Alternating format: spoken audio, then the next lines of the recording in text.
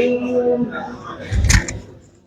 تبارك الذي بيده الملك وهو على كل شيء قدير الذي خلق الموت والحياة ليبلوكم أيكم أحسن عملا وهو العزيز الغفور الذي خلق سبع سماوات طباقا ما ترى في خلق الرحمن من تفاوت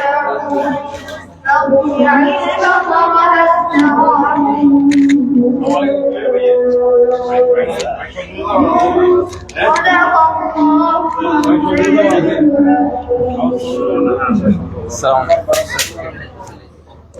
هل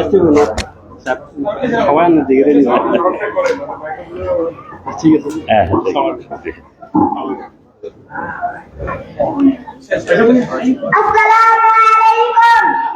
وعليكم السلام. الحديث الأول عن عمر بن الخطاب رضي الله تعالى عنه قال قال رسول الله صلى الله عليه وسلم إنما الأعمال بالنيات. السلام عليكم. ما شاء الله.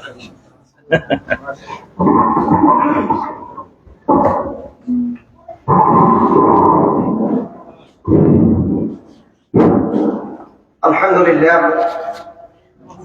আল্লাহ পাকের দরবারে লাখ কোটি শুকরিয়া আদায় করছি যে আল্লাহ রাব্বুল আলামিন আমাদেরকে আসরের নামাজের পর থেকে মাগরিবের নামাজ পর্যন্ত আমাদের এই বার্ষিক তাফসীরুল কুরআন মাহফিলের আয়োজন সুন্দরভাবে সমাপ্ত করতে পেরেছে যিনি করিয়েছেন সে আল্লাহ রাব্বুল আলামিন, তার দরবারে আমরা সকলেই বলছি আলহামদুলিল্লাহ।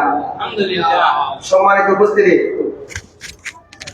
এই পর্যায়ে আজকে জিনারহাট মধ্যম সমাজ কেন্দ্রীয় জামে মসজিদ তাফসীরুল কুরআন মাহফিলের অন্যতম আকর্ষণ আমাদের ফেনী জেলার গর্ব অহংকার ছাগলনাইয়ার কৃতি সন্তান গাজীপুর জাতীয় বিশ্ববিদ্যালয়ের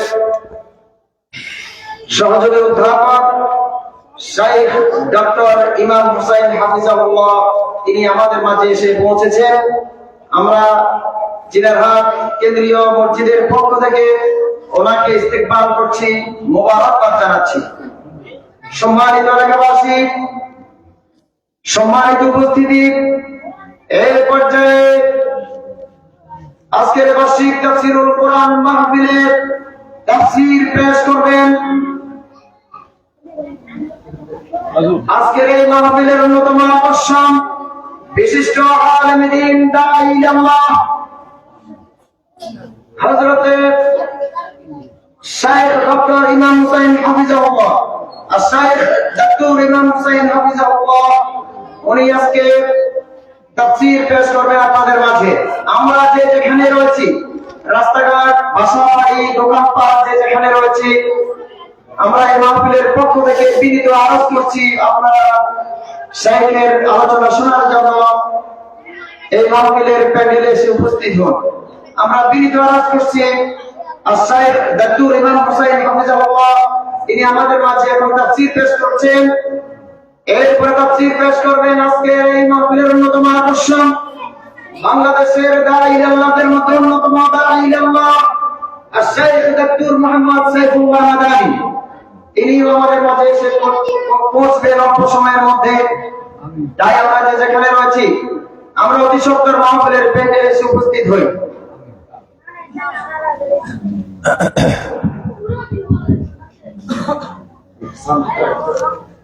এশার আজান কয়টায়? ১৫টায় আজান না জামাত, আজান হবে একটু আগে।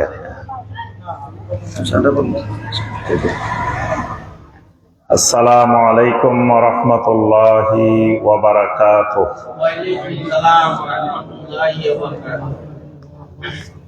ইন্নাল হামদালিল্লাহ نحمده ونستعينه ونستغفره ونعوذ بالله من شرور أنفسنا ومن سيئات أعمالنا من يهده الله فلا مضل له ومن يضلل فلا هادي له وأشهد أن لا إله إلا الله وحده لا شريك له وأشهد أن محمدا عبده ورسوله يا أيها الذين آمنوا اتقوا الله حق تقاته ولا تموتن إلا وأنتم مسلمون يا أيها الناس اتقوا ربكم الذي خلقكم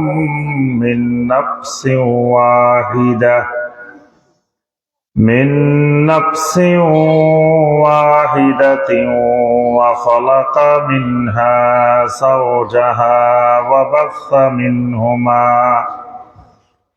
وبث منهما رجالا كثيرا ونساء واتقوا الله الذي تساءلون به والأرحام إن الله كان عليكم رقيبا يا أيها الذين آمنوا اتقوا الله وقولوا قولا سديدا يصلح لكم أعمالكم ويغفر لكم ذنوبكم ومن يطع الله ورسوله فقد فاز فوزا عظيما أما بعد فإن خير الحديث كتاب الله وخير الهدي هدي محمد صلى الله عليه وسلم وشر الأمور محدثاتها وكل محدثة بدعة وكل بدعة ضلالة وكل ضلالة في النار اللهم صل على محمد وعلى آل محمد كما صليت على إبراهيم وعلى آل إبراهيم إنك حميد مجيد اللهم بارك على محمد وعلى آل محمد كما باركت على إبراهيم وعلى آل إبراهيم إنك حميد مجيد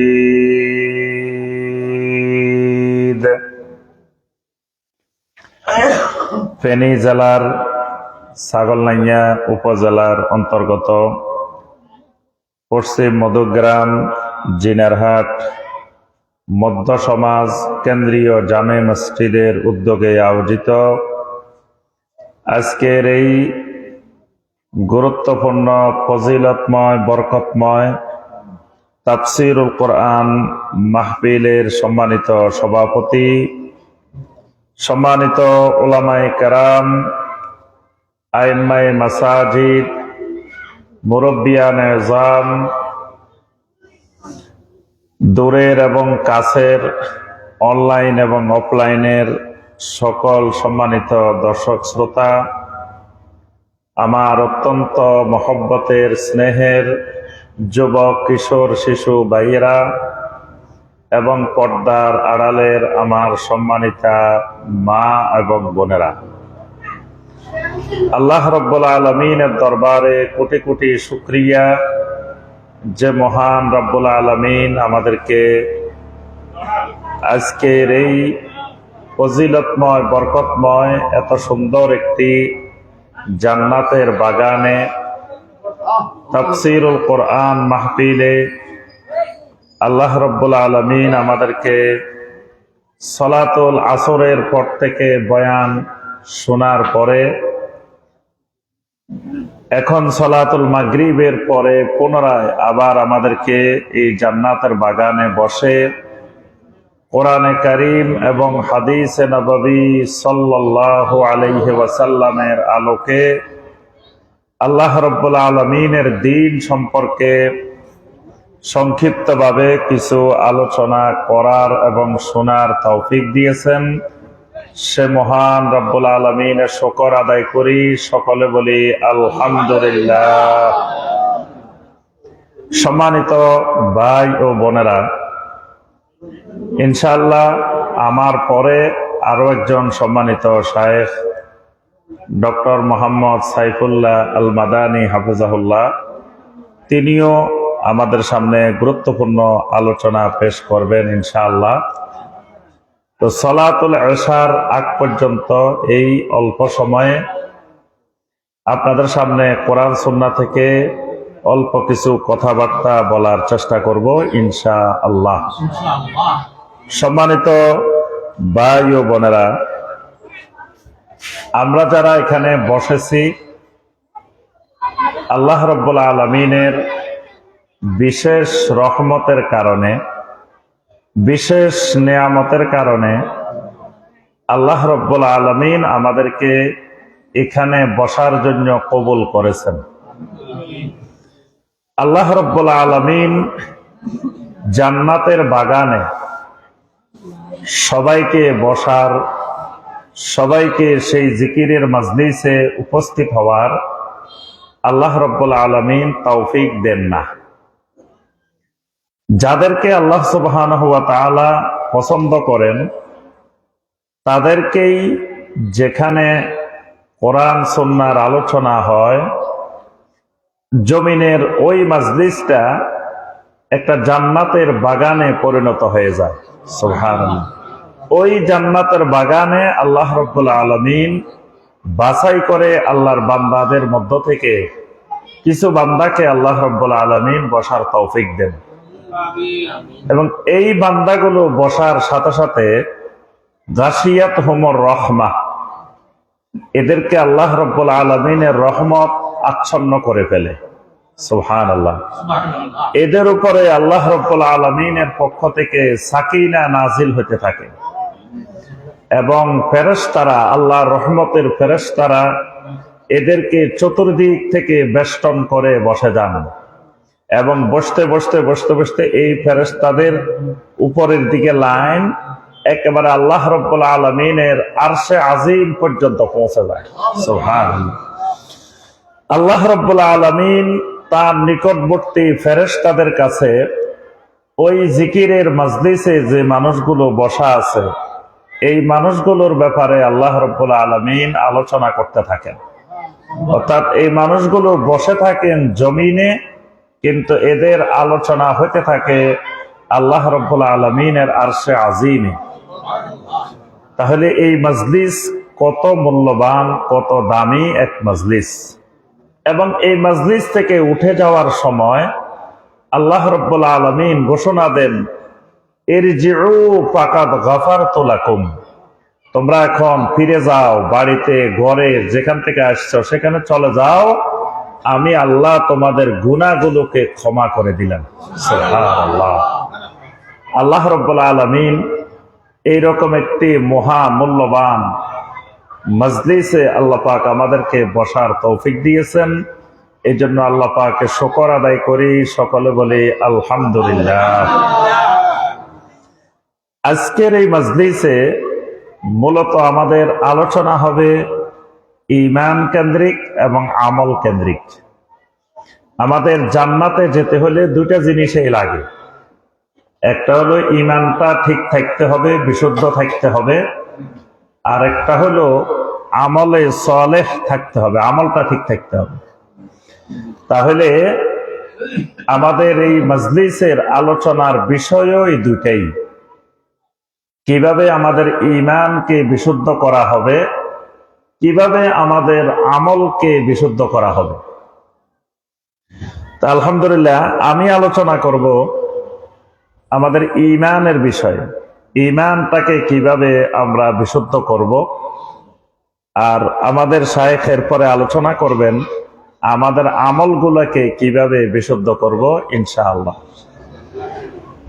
আমরা যারা ঈমানদার, যারা মুসলিম, যারা মুমিন, আমরা সকলে একটা কালেমা পড়েছি না? কালেমাটা তো সবাই পারি নাকি? হ্যাঁ, কালেমাটা আরেকবার আমরা একটু পড়ি। আশহাদু আল্লাহ ইলাহা ইল্লাল্লাহু ওয়াহদাহু লা শারীকা লাহু ওয়া আশহাদু আন্না মুহাম্মাদান আবদুহু ওয়া রাসূলুহু। সুবহানাল্লাহ। এই কালেমাটা এত মহামূল্যবান, এত মহাদামি কালেমা। এই কালেমাটা স্বীকার করার সাথে সাথে, এই কালেমার ঘোষণা দেওয়ার সাথে সাথে মানুষটা এতদিন ছিল জাহান্নামী। কালেমার ঘোষণা দেওয়ার সাথে সাথে মানুষটা হয়ে গেল জান্নাতি। সুবহানাল্লাহ। আল্লাহ রাসূল সাল্লাল্লাহু আলাইহি ওয়াসাল্লাম নিজের আপন চাচা আবু তালেবকে নবী সাল্লাল্লাহু আলাইহি ওয়াসাল্লাম বলছেন, ইয়া আম্মি কুল লা ইলাহা ইল্লাল্লাহ। চাচারে আপনি কালেমার ঘোষণা দেন, কালেমাটা পড়েন। যদি কালেমাটা পড়েন, উহাজ্জু লাকা বিহা ইনদাল্লাহি ইয়াউমাল কিয়ামাহ, তাহলে কিয়ামতের দিন এই কালেমাটাকে আল্লাহ রাব্বুল আলামিনের সামনে আপনার জন্য হুজ্জাত হিসাবে, দলিল হিসাবে পেশ করব। সুবহানাল্লাহ। অর্থাৎ এই কালেমার ঘোষণাটা যদি আবু তালেব দিত, আবু তালেব হয়ে যেত জান্নাতি। কিন্তু আবু তালেব ঘোষণা না দিয়ে আবু তালেব হয়ে গেছে জাহান্নামী। এই কালেমা এত মহামূল্যবান এক কালেমা, যেই কালেমার ঘোষণা দিলে মানুষটা হয়ে যায় জান্নাতি। এই কালেমার ঘোষণা দেওয়ার সাথে সাথে মানুষটা ছিল এর আগ পর্যন্ত নাপাক। কালেমার ঘোষণা দেওয়ার সাথে সাথে মানুষটা হয়ে গেছে পাক। সুবহানাল্লাহ। এই কালেমার ঘোষণা দেওয়ার আগ পর্যন্ত মানুষটা ছিল শাররুল বারিয়া। এই কালেমার ঘোষণা দেওয়ার সাথে সাথে মানুষটা হয়ে গেছে খায়রুল বারিয়া। শাররুল বারিয়া মানে সৃষ্টি জগতের মধ্যে যত মাখলুক আছে, যত সৃষ্টি জগৎ আছে, সব সৃষ্টির মধ্যে সবচেয়ে নিকৃষ্ট সৃষ্টি ছিল ওই মানুষটা। যখন এই কালেমার সাক্ষ্য দিয়ে দিল, এই কালেমার ঘোষণা দিয়ে দিল, এই মানুষটা হয়ে গেল সমগ্র সৃষ্টি জগতের মধ্যে সবচাইতে সেরা। সুবহানাল্লাহ। এই কালেমার ঘোষণা দেওয়ার আগ পর্যন্ত লোকটার তেমন কোনো মূল্য ছিল না। লোকটার ইজ্জাত বলতে, সম্মান বলতে দুনিয়া আখিরাতে কিছুই ছিল না। এই কালেমার ঘোষণা দেওয়ার সাথে সাথে আল্লাহ রাব্বুল আলামিন ঘোষণা দিয়ে দেন, ফাইন্নাল ইজ্জাতা লিল্লাহি ওয়া লিরাসূলিহি ওয়ালিল মুমিনিন। অর্থাৎ ইজ্জতের ভিতরে, ইজ্জতওয়ালার ভিতরে এই মানুষটা ঢুকে গেল। সুবহানাল্লাহ। এই কারণে ঈমানবিহীন মারা গেলে ওই মানুষটাকে সম্মানের সাথে, ইজ্জতের সাথে দাফন করা হয় না। কিন্তু ঈমানওয়ালা মানুষ, কালেমাওয়ালা মানুষ মারা গেলে ওই মানুষটাকে সুন্দর করে গোসল দিয়ে, কাফন পরায়ে খাটের উপরে তোলে, সালাতুল জানাজা আদায় করে, অনেক আদর যত্নের সাথে, সম্মানের সাথে তাকে কবরে দাফন করা হয়। কারণ ওই কালেমার ইজ্জত, কালেমার সম্মান। সুবহানাল্লাহ। এই কালেমার ওজন এত বেশি, এই কালেমার ওজন এত বেশি, এই কালেমাকে যদি এক পাল্লার মধ্যে দেওয়া হয়, সমগ্র আসমান জমিনকে যদি এক পাল্লার মধ্যে দেওয়া হয়, এই কালেমার ওজন হবে বেশি। সুবহানাল্লাহ। আল্লাহ রাসূল সাল্লাল্লাহু আলাইহি ওয়াসাল্লাম বলেন, কিয়ামতের ময়দানে এক মানুষকে হাজির করা হবে, ওই মানুষটার সাথে 99 দপ্তর আমলনামা তার সাথে থাকবে। এই 99 দপ্তর আমলনামার হিসাব নিকাশ করে দেখা গেল লোকটার জান্নাতে যাওয়ার কোনো উপায় নাই। 99 দপ্তর আমলনামার কারণে, 99 দপ্তর আমলনামার হিসাব নিকাশ শেষে লোকটার অবস্থান হয়ে গেল জাহান্নামে। আল্লাহ রাব্বুল আলামিন বলেন, বান্দারে, তোমার উপরে আমি আল্লাহ কোন জুলুম করছি কিনা? বান্দা বলে, না রব্বুল আলামিন, এই 99 দপ্তর আমলনামা আমি দেখছি, আমার উপরে আপনি যাররা পরিমাণও কোনো জুলুম করেন নাই। অর্থাৎ এই কাজগুলো সব আমি করছি, আমি যা করছি তাই লেখা হয়েছে, যাররা পরিমাণ ফেরেশতারা বেশি লেখে নাই। আল্লাহ রাব্বুল আলামিন বলবেন, বান্দারে, তোমার একটা কাগজের টুকরা, একটা বেতাকা, ছোট্ট একটা কাগজের টুকরা আমি আল্লাহর কাছে আছে। তুমি যদি চাও, তোমার ওই কাগজের টুকরাটা তোমার মিজানের মধ্যে দিয়ে দিব। এখন এই লোকটি কয়, রব্বুল আলামিন, 99 দপ্তর আমলনামা মিজানে দেওয়া হলো, তারপরেও মিজান হয়ে গেছে ফাআম্মা মান খাফফাত মাওয়াজিনুহু, মিজান হয়ে গেছে আমার খাফফাত, মিজান হয়ে গেছে আমার হালকা। তো ছোট্ট একটা কাগজের টুকরা দিলে আমার আর কি লাভ হবে? আল্লাহ রাব্বুল আলামিন বলেন, বান্দারে, বোঝো নাই, যেই কাগজের টুকরাটা আমার কাছে আছে এটার ওজন কত তুমি তো বুঝতে পারো নাই। আল্লাহ রাসূল সাল্লাল্লাহু আলাইহি ওয়াসাল্লাম বলেন, এরপরে মিজানের ফাতুদাউল বাতাকা ফি কাফফাতিন ওয়া তুদাউস সিজিল্লাত ফি কাফফাতিন, মিজানের এক পাল্লার মধ্যে ওই 99 দপ্তর আমলনামা রাখা হবে, আরেক পাল্লার মধ্যে আরেক পাশে মিজানের শুধুমাত্র ছোট্ট ওই কাগজের টুকরাটা দেওয়া হবে। যেই কাগজের টুকরাটার মধ্যে লেখা আছে, আশহাদু আল্লাহ ইলাহা ইল্লাল্লাহু ওয়াহদাহু লা শারীকা লাহু ওয়া আশহাদু আন্না মুহাম্মাদান আবদুহু ওয়া রাসূলুহু। আল্লাহ রাসূল সাল্লাল্লাহু আলাইহি ওয়াসাল্লাম বলেন, যখনই মাত্র ওই বেতাকা কাগজের টুকরাটা এক পাশে দেওয়া হবে,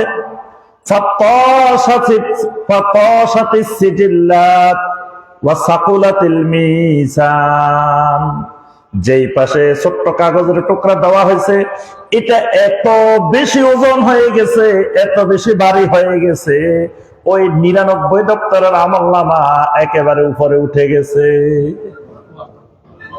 পাল্লার এক পাশে যদি বেশি হয়, এক পাশে কম হয়, যে পাশে বেশি এই পাশ নিচে নামে যায়, আর যে পাশ কম ওজন এই পাশ কি হয়ে যায়, উপরে উঠে যায়। আল্লাহ রাসূল সাল্লাল্লাহু আলাইহি ওয়াসাল্লাম ফাতাশাতিস সিজিল্লাহ, ওই 99 দপ্তরেরটা উপরের দিকে উঠে গেছে হালকা হয়ে।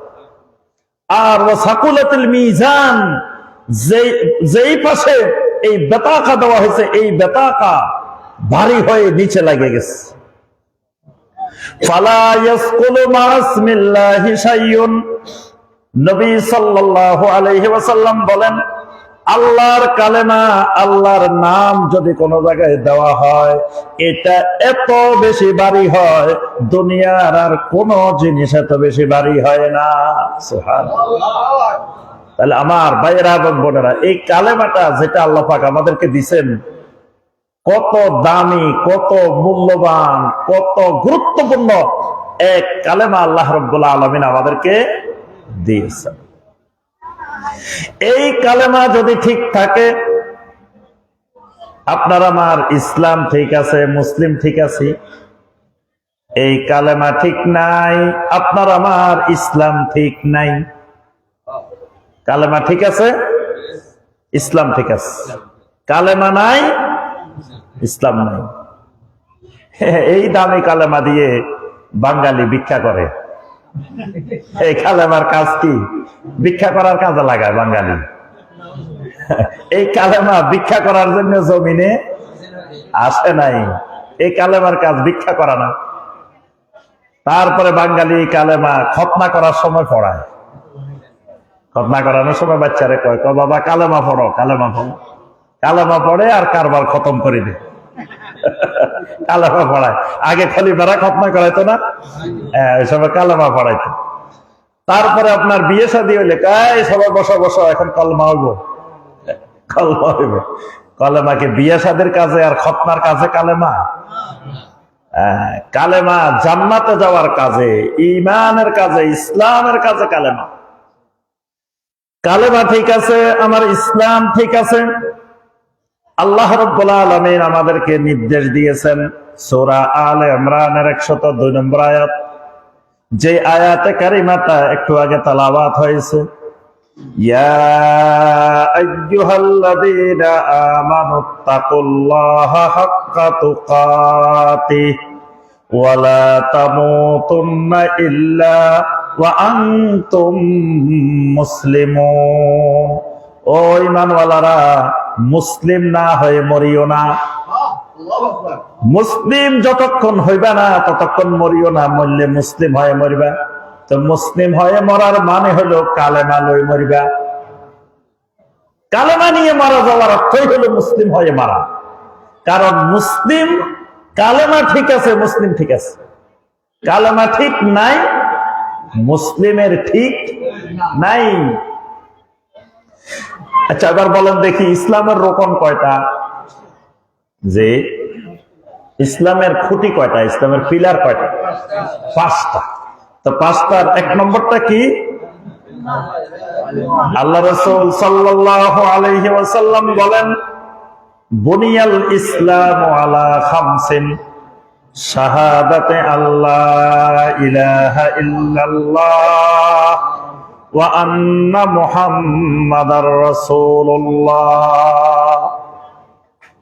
ইসলাম 5টি ভিত্তির উপরে, 5টি খুঁটির উপরে প্রতিষ্ঠিত হয়েছে। 1 নম্বরটা হলো এই কালেমা, শাহাদাতে আল্লাহ ইলাহা ইল্লাল্লাহ ওয়া আন্না মুহাম্মাদার রাসূলুল্লাহ। তাহলে এই কালেমা ঠিক আছে মানে আমার ইসলামের মূল পিলারটা ঠিক আছে, ইসলাম আমার ঠিক আছে। কালেমা ঠিক নাই, ইসলাম ঠিক নাই। এই কালেমা ঠিক আছে, আমার ঈমান ঠিক আছে। কালেমা ঠিক নাই, আমার ঈমানও ঠিক নাই। কালেমা আছে, আমার ঈমান আছে। কালেমা নাই, ঈমান নাই। আল্লাহ রাসূল সাল্লাল্লাহু আলাইহি ওয়াসাল্লাম বলেন, আল ঈমানু বিদ'উ ওয়া সাব'উনা শু'বা। ঈমানের 70টারও বেশি শাখা প্রশাখা আছে। ফাআফদালুহা কাউলু লা ইলাহা ইল্লাল্লাহ। তন্মধ্যে সবার উপরে যেটা, সেরা যেটা, শ্রেষ্ঠ যেটা, সেটা হলো লা ইলাহা ইল্লাল্লাহ, অর্থাৎ কালেমা। ঈমানের সবার উপরের শাখাটা হলো কালেমা। ওয়া আদনাহা ইমাতাতুল আযা আনিত তরিক। আর সবার নিচেরটা হলো রাস্তার মধ্যে কষ্টদায়ক জিনিস পড়ে থাকলে সেটারে সরাই দেওয়া। সুবহানাল্লাহ, ওইটাই ঈমান। রাস্তায় কষ্টদায়ক জিনিস পড়ে আছে, এটা সরাই দিবেন, এটাই ঈমানের শাখা। তো এই 70টার মধ্যে সবচাইতে উপরের 1 নম্বরে যেটা, সেটা হলো কি? কালেমা। তাহলে কালেমা ঠিক আছে, আমার ঈমানও ঠিক আছে। কালেমা ঠিক নাই, আমার ঈমানও ঠিক নাই। আচ্ছা, এবার আসেন, কালেমার এই ঘোষণা প্রতিদিন 5 বার আমাদের মসজিদের মাইক গুলাতে ঘোষণা হয় না? প্রতিদিন 5 বার কালেমার ঘোষণা হয়। ওখানে ঘোষণা দেওয়া হয় আশহাদু আল্লাহ ইলাহা ইল্লাল্লাহ, ঘোষণা দেওয়া হয় আশহাদু আন্না মুহাম্মাদার রাসূলুল্লাহ, ঘোষণা দেওয়া হয় লা ইলাহা ইল্লাল্লাহ। আযানের মধ্যে কালেমার ঘোষণা হয় না? প্রতিদিন 5 বার করে। এই বাংলাদেশের ধরেন 3 লক্ষের উপরে মসজিদ, প্রত্যেক মসজিদে 5 বার করে প্রতিদিন ঘোষণা হচ্ছে কালেমার ঘোষণা।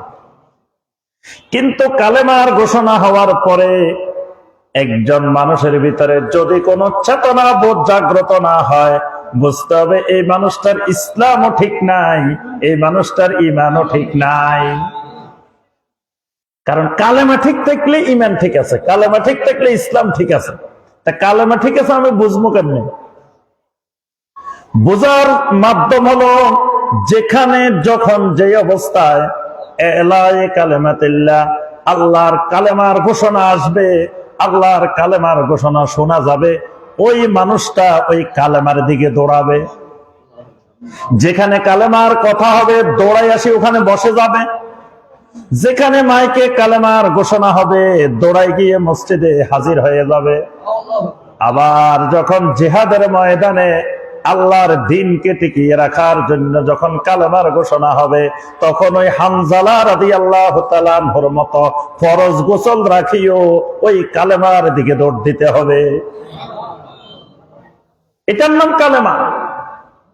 হামজালা রাদিয়াল্লাহু তাআলা আনহু চিন্তা করতেছেন, আমি এখন ফরজ গোসল করব নাকি উহুদের ময়দানে যাব, কোনটা আমার কাছে সবচেয়ে বড়? হামজালা রাদিয়াল্লাহু তাআলা আনহু দেখলেন এই দুটার মধ্যে ফরজ গোসল করা আমি বাঁচলে পরেও করতে পারবো, না বাঁচলে না করলেও আমি সময় পাই নাই, আল্লাহ রাব্বুল আলামিন আমারে ক্ষমা করে দিবেন। কিন্তু আমি হামজালা উহুদের ময়দানে উপস্থিত হতে যদি দেরি হয়ে যায়, আর এই দেরি হওয়ার কারণে যদি আল্লাহর কালেমা যদি হারিয়ে যায়, আল্লাহর কালেমা যদি পরাজিত হয়ে যায়, আল্লাহর কালেমা যদি জমিনে পড়ে যায়, কালেমার পতাকা যদি উপরে না থেকে কালেমার পতাকা যদি জমিনে পড়ে যায়, আমি হামজালা জিহাদের ময়দানে যেতে যেতে যদি আল্লাহ রাসূল সাল্লাল্লাহু আলাইহি ওয়াসাল্লাম আক্রান্ত হয়ে যান, তাহলে আমি হামজালার এই কালেমা পড়ার কারণে কিয়ামতের ময়দানে আল্লাহ আমারে জান্নাত দিবেন না।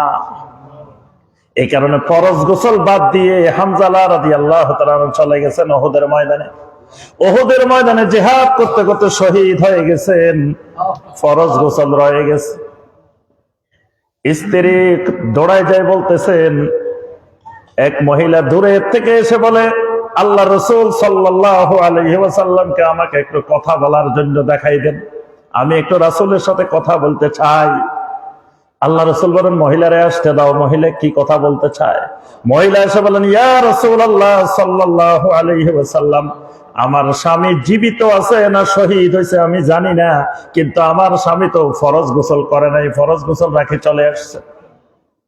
যদি আমার স্বামী উহুদের ময়দানে শহীদ হয়ে যায়, শহীদদের তো গোসল হবে না, আমার স্বামীরে একটু ফরজ গোসল করাই দিবেন। এখন হামজালা রাদিয়াল্লাহু তাআলা আনহুর লাশ খোঁজা হচ্ছে, কোন দিকে হামজালা রাদিয়াল্লাহু তাআলা আনহুর লাশ নাই। পুরা উহুদের পাহাড় চতুর্দিকে খুঁজে ফেলা হয়েছে। উহুদের পাহাড় মানে কি 8 কিলোমিটার লম্বা, 3 কিলোমিটার প্রস্থ, প্রস্থে 3 কিলোমিটার, লম্বা 8 কিলোমিটার। আলহামদুলিল্লাহ, আমি একদিন এই উহুদ পাহাড়ের নিচে দিয়ে দিয়ে এই 8 কিলোমিটার হাঁটছি, মানে এমনি পায়ে হাঁটছি, গাড়ি দিয়ে যাই নাই, হাঁটে হাঁটে গেছি। কারণ এই উহুদ এমন এক উহুদ, আল্লাহ রাসূল সাল্লাল্লাহু আলাইহি ওয়াসাল্লাম বলছেন যে উহুদ এমন এক উহুদ, জাবালে উহুদ ইউহিব্বুনা ওয়া নুহিব্বুহু, এই ওহদ পাহাড় আমাদেরকে ভালোবাসে, আমরা ওহদকে ভালোবাসি। ওহদের সাথে অনেক ইতিহাস, অনেক কিছু জড়িত আছে। অনেক আমলের তুলনা নবী সাল্লাল্লাহু আলাইহি ওয়াসাল্লাম ওহদের সাথে দিয়েছেন। নবী সাল্লাল্লাহু আলাইহি ওয়াসাল্লাম বলেন, মান শাহিদাল জানাজা ফালাহু কিরাতুন। জানাজার নামাজে হাজির হইলে আল্লাহ রাব্বুল আলামিন এক কিরাত পরিমাণ সওয়াব দিয়ে দিবেন। যদি কেউ দাফন কাফনের কাজে অংশগ্রহণ করে আরেক কিরাত দিবেন। সাহাবায়ে কেরাম বলেন, ওয়ামাল কিরাতান ইয়া রাসূলুল্লাহ, কিরাতান আবার কি? কিরাতটা কি? আল্লাহ রাসূল সাল্লাল্লাহু আলাইহি ওয়াসাল্লাম বলেন, বিশাল বিশাল দুইটা পাহাড়। কোন কোন হাদিসে বলা হয়েছে বিশাল বিশাল ওহদ পাহাড়। সুবহানাল্লাহ। তাহলে এই ওহদ পাহাড় কেমন? সেই ওহদ পাহাড়ের চতুর্দিকে হানজালা রাদিয়াল্লাহু তাআলার লাশ খোঁজা হয়ে গেছে, কিন্তু কোন জায়গায় হানজালা রাদিয়াল্লাহু তাআলার লাশ পাওয়া যাচ্ছে না। সর্বশেষ আল্লাহ রাসূল সাল্লাল্লাহু আলাইহি ওয়াসাল্লাম হঠাৎ করে সাহাবায়ে কেরামদেরকে বললেন, দেখো ওই যে দেখা যাচ্ছে হানজালা রাদিয়াল্লাহু তাআলার লাশ, ওই হানজালাকে আল্লাহ রাব্বুল আলামিনের ফেরেশতারা গোসল করাইতেছেন। সাহাবায়ে কেরাম বলেন, নবী সাল্লাল্লাহু আলাইহি ওয়াসাল্লাম যেদিকে আমাদেরকে দেখাইলেন, আমরা ওইদিকে তাকিয়ে রইলাম। হানজালার লাশটা দেখতেছি না, কিন্তু উপরের থেকে টপ টপ করে পানি পড়তেছে সেটা দেখতেছি। সুবহানাল্লাহ। গোসলের যে পানি পড়তেছে, আমরা ওই পানিটা সচক্ষে দেখতেছি। যে ফেরেশতারা হানজালা রাদিয়াল্লাহু তাআলাকে গোসল দিচ্ছেন। গোসল শেষ, হানজালা রাদিয়াল্লাহু তাআলাকে ফেরেশতারা নিচে রেখে গেছে। তারপরে নবী সাল্লাল্লাহু আলাইহি ওয়াসাল্লাম জানাজা পড়ে দাফন করছেন। তো যে কথাটা আমরা বলছিলাম, আমাদের মূল পয়েন্ট হলো যে এই কালেমা এমন এক জিনিস, এই কালেমার কারণে হানজালা রাদিয়াল্লাহু তাআলা আনহু ফরজ গোসল ছেড়ে কালেমার দিকে দৌড় দিছে। কারণ এই কালেমা যদি তার অনুপস্থিতির কারণে হেরে যায়, তাহলে তার ঈমানও শেষ, ইসলামও শেষ, সব শেষ। আল্লাহ রাসূল সাল্লাল্লাহু আলাইহি ওয়াসাল্লাম সকল জিহাদের মধ্যে একজন সাহাবীকে নবী সাল্লাল্লাহু আলাইহি ওয়াসাল্লাম সেনাপ্রধান বানাইতেন, কিন্তু নবী সাল্লাল্লাহু আলাইহি ওয়াসাল্লাম একটা অভিযানে 3 জন সাহাবীকে সেনাপ্রধান বানাইলেন। সকল অভিযানে একজন থাকে, কিন্তু একটা অভিযানে আল্লাহ রাসূল সাল্লাল্লাহু আলাইহি ওয়াসাল্লাম একজনকে না বানায় 3 জনকে বানাইছেন। 1 নম্বরে নবী সাল্লাল্লাহু আলাইহি ওয়াসাল্লাম ঘোষণা দিয়েছেন, যায়েদ ইবনে হারেসা রাদিয়াল্লাহু তাআলা আনহু সেনাপ্রধানের দায়িত্ব পালন করবেন। যায়েদ ইবনে হারেসার পরে সেনাপ্রধানের দায়িত্ব পালন করবেন নবী সাল্লাল্লাহু আলাইহি ওয়াসাল্লামের চাচাতো ভাই জাফর ইবনে আবু তালেব রাদিয়াল্লাহু তাআলা আনহু। জাফর ইবনে আবু তালেবের পরে সেনাপ্রধানের দায়িত্ব পালন করবেন আব্দুল্লাহ ইবনে রাওয়াহা রাদিয়াল্লাহু তাআলা আনহু। এখন প্রথম নম্বরে যায়েদ ইবনে হারেসা রাদিয়াল্লাহু তাআলা আনহু শহীদ হয়ে গেছেন। তাওহীদের কালেমার পতাকা জাফর ইবনে আবু তালেব রাদিয়াল্লাহু তাআলা আনহু নিছেন। মুশরিকরা কুফফাররা জাফর ইবনে আবু তালেব রাদিয়াল্লাহু তাআলা আনহুর ডান হাত কেটে ফেলছেন। জাফর ইবনে আবু তালেব রাদিয়াল্লাহু তাআলা আনহু কালিমার পতাকাটা বাম হাতে নিয়ে ধরে রাখছেন। এরপরে কাফেররা বাম হাত কেটে ফেলছে। এখন জাফর ইবনে আবু তালেব রাদিয়াল্লাহু তাআলা আনহু তিনি তার এই কালেমার পতাকাটাকে মুখ দিয়ে শক্ত করে ধরে রাখছেন উপরের দিকে। মানে উনি উপরের দিকে তাকিয়ে এইভাবে কালেমার পতাকাটাকে উপরের দিকে ধরে রাখছেন, যে আমি জাফর ইবনে আবু তালেব শহীদ হয়ে যাব, কিন্তু কালেমার পতাকা যেন জমিনে না পড়ে। এরপরে দেখা গেল জাফর ইবনে আবু তালেব রাদিয়াল্লাহু তাআলা আনহুর উপরে একের পর এক চতুর্মুখী আক্রমণ হইতে হইতে হইতে হইতে জাফর ইবনে আবু তালেব রাদিয়াল্লাহু তাআলা আনহু শহীদ হয়ে গেছেন। তিনি জমিনে পড়ে আছেন, কিন্তু কালেমার পতাকাটা তার জবানে, তার মুখে দাঁত দিয়ে কামড়াই শক্ত করে ধরে রাখছেন। আব্দুল্লাহ ইবনে রাওয়াহা রাদিয়াল্লাহু তাআলা আনহু এসে তার মুখ থেকে টেনে তাওহীদের এই কালেমার পতাকাটা নিলেন। সুবহানাল্লাহ। এটা এমন এক কালেমা এই কালেমার দিকে মুমিনের দৌড়ানো ফরজ। কারণ এই কালেমা ঠিক থাকলে আমার ইমান ঠিক আছে, কালেমা ঠিক থাকলে আমার ইসলাম ঠিক আছে। এখন আমাদের সামনে প্রতিদিন কালেমা উচ্চারণ হচ্ছে মাইকে, কিন্তু এই কালেমার কোনো প্রভাব, কোনো তাসির অন্তরে নাই। তার অর্থ হলো আমার অন্তরে কালেমা নাই, আমার অন্তরে কালেমা। যে অন্তরে কালেমা নাই ওই অন্তরে মৃত্যুর সময় ইসলাম নসিব হবে না। যে অন্তরে কালেমা নাই মৃত্যুর সময় ওই অন্তর দিয়ে, ওই জবান দিয়ে কালেমা বের হবে না, ঈমান নিয়ে মৃত্যুবরণ করা যাবে না। এই কালেমা ঠিক আছে, আমার জান্নাত ঠিক আছে। কালেমা ঠিক নাই, আমার জান্নাতও ঠিক নাই। কালেমা ঠিক আছে, জান্নাত ঠিক আছে। কালেমা নাই, জান্নাত নাই। অসংখ্য হাদিস আল্লাহ রাসূল সাল্লাল্লাহু আলাইহি ওয়াসাল্লাম, মান কানা আখিরু কালামিহি লা ইলাহা ইল্লাল্লাহ দাখালাল জান্নাহ। যেই ব্যক্তির সর্বশেষ কালাম হবে লা ইলাহা ইল্লাল্লাহ দাখালাল জান্নাহ, সেই জান্নাতে যাবে। নবী সাল্লাল্লাহু আলাইহি ওয়াসাল্লাম বলেন, মান মাতা ওয়া হুয়া ইয়ালামু আন্নাহু লা ইলাহা ইল্লাল্লাহ দাখালাল জান্নাহ।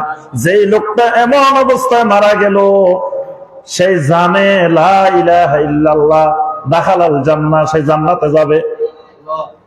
কিন্তু মান মাতা ওয়া হুয়া ইয়াজআলু লিল্লাহি নিদ্দান দাখালান নার। যেই লোক এমন অবস্থায় মারা গেল আল্লাহ রাব্বুল আলামিনের সাথে শিরিক করে, সমকক্ষ নির্ধারণ করে মারা গেল, সে জাহান্নামে যাবে। তাহলে কালেমা ঠিক আছে, আমার জান্নাত ঠিক আছে। কালেমা ঠিক নাই, আমার জান্নাতও ঠিক নাই। এবার আসেন আমার ভাইয়েরা এবং বোনেরা, আমরা তো সবাই কালেমা পড়ছি নাকি? সবাই পড়ছি তো? কখন পড়ছি? এবার জটিল প্রশ্ন, কখন পড়ছি বলেন তো দেখি, কখন পড়ছি মনে আসেনি? হ্যাঁ, আমরা আল্লাহ পাক আমাদেরকে দুনিয়াতে পাঠানোর আগে কালেমা পড়াই দিছেন না? আল্লাহ সুবহানাহু ওয়া তাআলা আমাদেরকে সবাইকে জিজ্ঞাসা করছিলেন, আলাস্তু বিরাব্বিকুম, জিজ্ঞাসা করছে না? মনে আছে না? তখন আমরা সবাই কি উত্তর দিছি? বালা শাহিদনা, হ্যাঁ অবশ্যই আমরা এই কালেমার সাক্ষী দিলাম, আপনার তাওহীদের সাক্ষী দিলাম। এই কারণে জমিনে যত শিশু জন্মগ্রহণ করে প্রত্যেকটা শিশু কালেমা নিয়ে তাওহীদের উপরে জন্মগ্রহণ করে। ইহুদির ঘরে হইলেও সে মুসলমান, খ্রিস্টানের ঘরে হইলেও সে মুসলমান, হিন্দুর ঘরে হইলেও মুসলমান, বৌদ্ধের ঘরে হইলেও মুসলমান, নাস্তিকের ঘরে হইলেও সে মুসলমান। কেন মুসলমান? কারণ সেই কালেমা পড়ে আসছে। সে আগে দুনিয়াতে আসার আগে কি পড়ে আসছে? কালেমা পড়ে আসছে। এই জন্য আল্লাহ রাসূল সাল্লাল্লাহু আলাইহি ওয়াসাল্লাম বলেন, কুল্লু মাউলুদিন ইউলাদু আলাল ফিতরা ফা আবাওয়াহু ইউহাব্বিদানিহি আও ইউনাসসিরানিহি আও ইউমাজ্জিসানিহি। যত মানব শিশু জন্মগ্রহণ করে প্রত্যেকটা মানব শিশু ফিতরাতের উপরে, কালেমার উপরে, ঈমানের উপরে, তাওহীদের উপরে জন্মগ্রহণ করে। দুনিয়াতে আসার পরে তার মা বাবা তারে ইহুদি বানায়, নাসারা বানায়, খ্রিস্টান বানায়, অগ্নি পূজারী বানায়, বিভিন্ন কিছু বানায়। কিন্তু দুনিয়াতে আসার সময় শিশুটা কালেমা নিয়েই দুনিয়াতে আসে, ঈমান নিয়েই দুনিয়াতে আসে। আচ্ছা, আরেকটা জিনিস বলেন তো দেখি, একটা শিশু যখন দুনিয়াতে আসে আগে দুনিয়াতে মাথা আসে না পা আসে? যে মাথা আসে। কেন মাথা আসে? ওই শিশুটা ইমানদার, আল্লাহকে স্বীকার করে আসছে, বালা শাহিদ না। এই শিশুটা জমিনে আল্লাহ রাব্বুল আলামিনকে সেজদা করে, জমিনে ঢুকে। আল্লাহকে সেজদা না দিয়ে আল্লাহর জমিনে ঢুকার পারমিশন নাই। ঠিক একইভাবে জমিনেও আল্লাহকে সেজদা না করে আল্লাহর জান্নাতে ঢুকারও পারমিশন নাই। দুনিয়াতে আসার সময় মায়ের পেট থেকে সেজদা দিয়ে দুনিয়াতে ঢুকতে হবে, না হয় ঢুকার পারমিশন নাই। ঠিক একইভাবে দুনিয়াতে সেজদা দিয়ে ওই সেজদা দিয়ে জান্নাতে ঢুকতে হবে, না হয় জান্নাতও ঢুকা যাবে না। আচ্ছা বলেন তো দেখি, ইবলিস কয়টা সেজদার নির্দেশ অমান্য করছে? একটা সেজদা আল্লাহ নির্দেশ দিছে, ইবলিস শুনে নাই। আর আল্লাহ রাব্বুল আলামিন একজন ইমানদারের উপরে, একজন মানুষের উপরে দৈনিক 34টা সেজদা ফরজ করে দিয়েছেন। 17 রাকাত নামাজে সেজদা কয়টা? 34টা। একটা সেজদার নির্দেশ অমান্য করার কারণে ইবলিসের কি অবস্থা? তাহলে যে আল্লাহর বান্দা প্রতিদিন 34টা সেজদার নির্দেশ অমান্য করে, আল্লাহর এই বান্দা, আল্লাহর এই বান্দির কি অবস্থা? কিন্তু আল্লাহর বান্দা আবার কয় আমার ঈমান ঠিক আছে। 34টা সেজদার নির্দেশ ডেলি অমান্য করে, তাহলে সপ্তাহে কয়টা, মাসে কয়টা, বছরে কয়টা? তার কি জটিল অবস্থা, করুণ অবস্থা। অথচ সেই কিন্তু দিব্যি আরামে কয় আমি নামাজ না পড়লে কি হয়েছে, আবার ঈমান ঠিক আছে। তাহলে আমার ভাইয়েরা এবং বোনেরা, এই কালেমা ঠিক আছে, জান্নাত ঠিক আছে, কালেমা ঠিক নাই, জান্নাতও ঠিক। এখন আসেন, কালেমা পড়লেই কি জান্নাত? কি কালেমা পড়লেই কি জান্নাত পাওয়া যাবে? কালেমা তো আমাদের ইতিপূর্বে কত মানুষ কালেমা পড়ছে, কালেমা পড়িও জান্নাত পায় না। এরকম মানুষ ছিল যে কালেমা পড়ছে জান্নাতে যেতে পারে নাই, এরকম মানুষ ছিল। আব্দুল্লাহ বিন উবাই নাম শুনছেন? হ্যাঁ, আব্দুল্লাহ বিন উবাই। এই লোককে মুনাফিকের লিডার, মুনাফিকের নেতা। আচ্ছা, এই লোক কালেমা পড়ছিল না? এই লোকের মতো মুনাফিক আর যারা ছিল, এরা নবী সাল্লাল্লাহু আলাইহি ওয়াসাল্লামের সামনে এসে কালেমা পড়ছে, যে এসে জায়গায় না, আল্লাহ রাসূল সাল্লাল্লাহু আলাইহি ওয়াসাল্লামের সামনে বসে এগুলা কালেমা পড়ছে। এমনকি আমার আপনার চাইতে আরো সুন্দর করে কালেমা পড়ছে। আমি আপনি হলাম বাঙালি, বাংলা কালেমা। এই বাঙালি যত আরবি সুন্দর বলেন, তো বাঙালি আরবি হবে না? আর আরব দেশের আরবি, আরব দেশের একটা লোকের আরবি বলা আর আমাদের আরবি বলা কি সমান হবে? তা এরা কোন দেশের মানুষ? আব্দুল্লাহ বিন উবাই আরব দেশের মানুষ না? তাহলে কি সুন্দর করে কালেমা পড়ছিল এরা। এমনকি এরা নবী সাল্লাল্লাহু আলাইহি ওয়াসাল্লামের পিছনে সালাত আদায় করেছে, আল্লাহ রাসূল সাল্লাল্লাহু আলাইহি ওয়াসাল্লামের সাথে জিহাদের ময়দানে অংশগ্রহণ করেছে, আরো কত আমল করেছে। নবী সাল্লাল্লাহু আলাইহি ওয়াসাল্লামকে সরাসরি দেখেছে। কিন্তু এই মানুষগুলা কালেমা পড়ার পরেও জান্নাতে যেতে পারে নাই। তার অর্থ হলো কালেমা খালি পড়লেই জান্নাতে যাওয়া যায় না। কালেমা পড়ার পরে কালেমার কিছু দাবি আছে, কালেমার কিছু হক আছে, অধিকার আছে। এই অধিকার গুলো, হক গুলো আদায় করলে জান্নাত, এই কালেমার দাবি পূরণ না করলে জান্নাত পাওয়া যায় না। ওয়াহাব ইবনে মুনাব্বিহ রাহিমাহুল্লাহ একজন বড় তাবেঈ ছিলেন, প্রখ্যাত তাবেঈ এবং কোরআনে কারিমের একজন বড় মুফাসসির। ওয়াহাব ইবনে মুনাব্বিহ রাহিমাহুল্লাহকে জিজ্ঞাসা করা হলো, আলাইসা লা ইলাহা ইল্লাল্লাহ মিফতাহুল জান্নাহ, লা ইলাহা ইল্লাল্লাহটা কি জান্নাতের চাবি না? লা ইলাহা ইল্লাল্লাহ তো জান্নাতের কি চাবি। তাহলে আমি যদি লা ইলাহা ইল্লাল্লাহ বলি, কালেমা বলি, তাহলে তো চাবি তো আমার হাতে চলে এসছে, তাহলে তো আমার জান্নাতে যাইতে বাধা কোথায়? ওয়াহাব ইবনে মুনাব্বিহ রাহিমাহুল্লাহ বলেন, লা ইলাহা ইল্লাল্লাহ জান্নাতের চাবি, মিফতাহুল জান্নাহ, এই কথা একেবারে সঠিক। কিন্তু তোমাকে বুঝতে হবে চাবির কারিশমাটা হলো দাঁতের ভিতরে। চাবির মূল কারিশমা হলো কিসের মধ্যে? দাঁতের ভিতরে। একই কোম্পানির তালা, একই কোম্পানির চাবি, একটার চাবি আরেকটার মধ্যে ঢুকাই যত ঘুরাইবা ঘুরো, সারা জীবন ঘুরাইলেও খোলে না।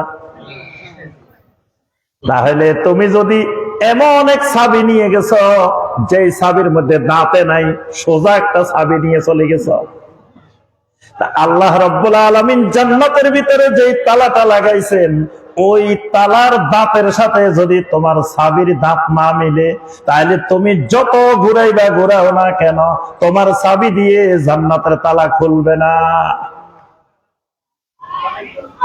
আল্লাহ রাব্বুল আলামিন জান্নাতের ভিতরে যে তালাটা লাগাইছেন, ওই তালার যে দাঁত, ওই দাঁতের সাথে তোমার লা ইলাহা ইল্লাল্লাহর দাঁতও মিলতে হইবে। যদি দাঁতে দাঁতে মিলে, তাহলে তোমার লা ইলাহা ইল্লাল্লাহ দিয়ে জান্নাত খুলে যাবে। আর দাঁতে দাঁতে যদি না মিলে, তো তুমি যত চেষ্টা করবে তোমার এই চাবি দিয়ে জান্নাত খুলবে না। এই জন্য একজন মুমিনকে খালি কালেমা পড়লে হয় না, কালেমার দাঁতগুলো সম্পর্কে জানতে হয়। কি জানতে হয়? কালেমার দাঁত, কালেমার এই দাঁতগুলা কালেমার এক একটা শর্ত।